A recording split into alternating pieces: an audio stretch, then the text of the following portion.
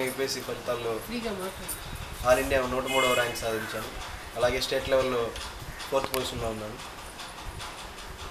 దీనికి గైడెన్స్ ఢిల్లీతో కోచింగ్తో పాటు లక్ష్మయ్య గారి పర్సనల్ గైడెన్స్ నాకు చాలా తోడ్పడింది. జనరల్ స్టడీస్ కొత్త సిలబస్లో కొన్ని అంశాలని సరళీకృతంగా ఆయన నాకు ఎక్స్ప్లెయిన్ చేయడం జరిగింది.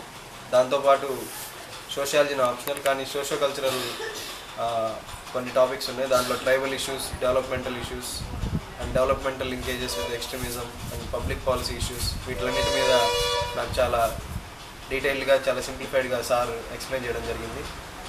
సార్ నాకు పర్సనల్ గైడెన్స్ ఇవ్వడం చాలా నా విజయానికి చాలా తోడ్పడింది.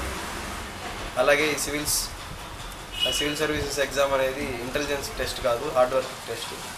సో ఎవరైనా నార్మల్ యావరేజ్ స్టూడెంట్ అయినా దీన్ని సాధించవచ్చు. పక్కా ప్రణాళికతో, రోజువారీ ప్రణాళికతో సాధిస్తే పెద్ద సిలబస్ అయినా మనకి చిన్నదిగా కనిపిస్తుంది. అండ్ ఈ విజయానికి ముఖ్యంగా కారణం తల్లిదండ్రులు, శ్రేయోభిలాషులు మరియు సార్ లాంటి అధ్యాపకులు.